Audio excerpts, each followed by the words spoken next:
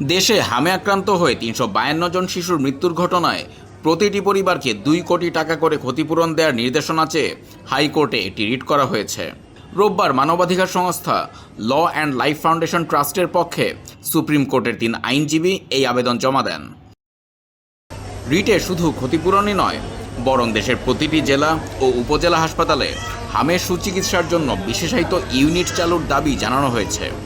বিশেষ করে আইসিইউ এবং পিআইসিইউ সুবিধা নিশ্চিত করার উপর জোর দিয়েছেন আবেদনকারীরা।